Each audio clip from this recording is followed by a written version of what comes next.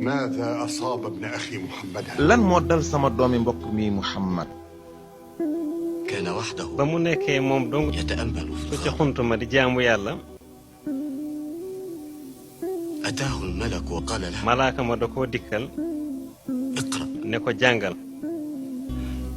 فقال محمد Muhammad tontu ko ne ko ما أنا بقارئ. mënumaa jàng. فقال الملك مرة أخرى وأخرى mu dellu ne ko لمحمد jàngal ay yooni yoon اقرأ. jàngal. وأجاب محمد Muhammad tontu ko ne ko ما أقرأ. lan laay jàng. عندئذ malaaka mi ne ko قال ملك الوحي malaaka mi tontu ko ne ko اقرأ باسم ربك الذي خلق. خلق الإنسان من علق. اقرأ وربك الأكرم الذي علم بالقلم. علم الإنسان ما لم يعلم.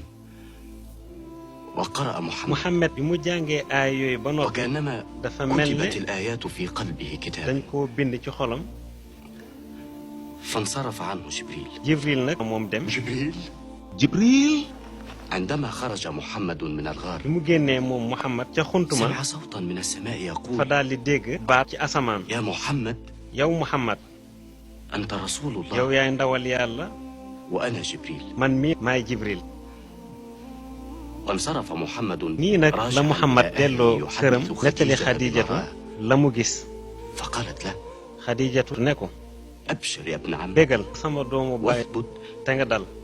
فوالذي نفس giñ خديجة naa nga بيده xamante ni bakkanu Xadijatu mi ngi ci إني loxoom. maa ngi لأرجو أن yaakaar تكون نبي nga nekk هذه الأمة. yonantu xeet wi.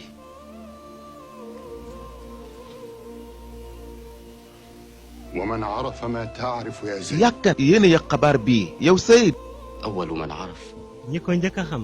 خديجة Xadijatu Aliyun وأبو بكر. ak Abu Bakr. وأنت ak yow. أنا ابنه بالتبني. doomu jiitleem la.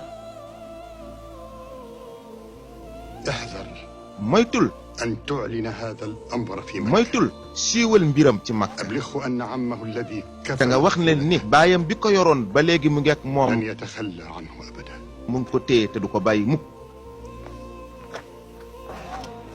ماذا يريد محمد Muhammad ana lu mu bëgg ci woogu mi woo mbokkam yi. xaw ma ci dara de moom laay laajte pour xam. الملائكة xuntu mi ak malaaka yi lépp bi daal وماذا يقول أبو سفيان kon lan la Abu Sufyaan wax. هذا شأن بني هاشم ñoom banu Hashim la loolu soxal. كيف تكون بدعة وقد naka lay سبقت nekkee lu ñu sos. هي على مكة جديدة. xanaa du yàlla moo ألم wàcce ينزل woon lu الله jiit قبل loolu ذلك على نوح وموسى وعيسى وكل ci الأنبياء. Nuux ak Muusa ak Isa ak bépp yonant. مصعب من هذا؟ Mus'ab kooku kan la. جعفر. Jaafar.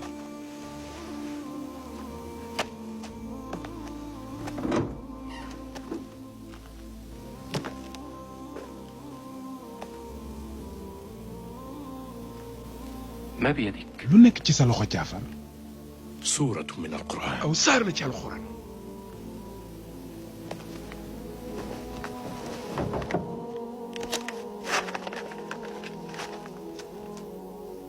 بسم الله الرحمن الرحيم إذا الشمس كورت وإذا النجوم انكدرت وإذا الجبال سيرت وإذا العشار عطلت وإذا الوحوش حشرت وإذا البحار سجرت وإذا النفوس زوجت وإذا الموءودة سئلت بأي ذنب قتلت وإذا الصحف نشرت وإذا السماء كشطت وإذا الجحيم سعرت وإذا الجنة أزلفت علمت نفس ما أحضرت صدق الله العظيم. جعفر Jaafar هل كنت هناك عندما أنزل الله عليه هذه ndax dangaa nekkoon ci moom bi yàlla di wàcce ci moom baat yi كان يرتعد تحت دثاره mi ngi doon lox ci biir malaanam وكانت أسنانه bëñ yi تصطر mi ngi doon cëg-cëgi وكان يحاول أن يوقف mi ngi العشق doon jéem a téye yaramam waaye mënu ko woon ثم يبدأ يفيق mu tiit ويتكلم daal di yeewu daal di wax ni إنه الفجر fajar jot na.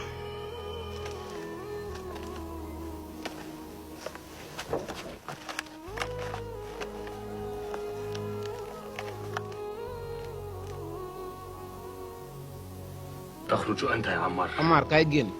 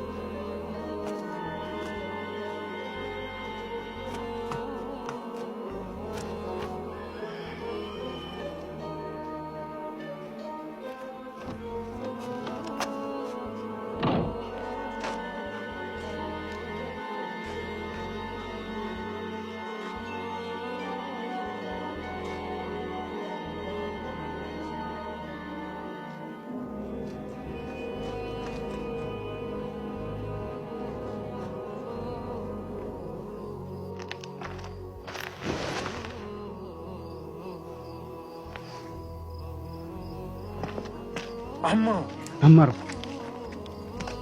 أينكم؟ foo nekkoon أمك لم تنم ليلتها قلقا علي. guddi gi yëpp sa yaay ngi jaaxle nelaw. أين كنت؟ foo nekkoon.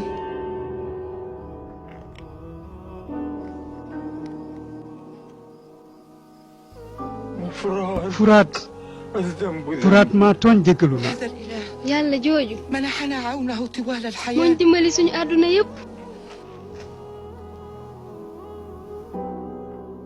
ولكنه لم يمنح نفسه moom عونا. mënut a dimbali boppam يخجلني أن أعبد هذا. kon dana ma gàcceel lool may jaamu lii الإله الحق yàlla mooy dëgg هو الذي يدرك te الأبصار moom mooy gis ñëpp ولا تدركه الأبصار. te kenn du ko gis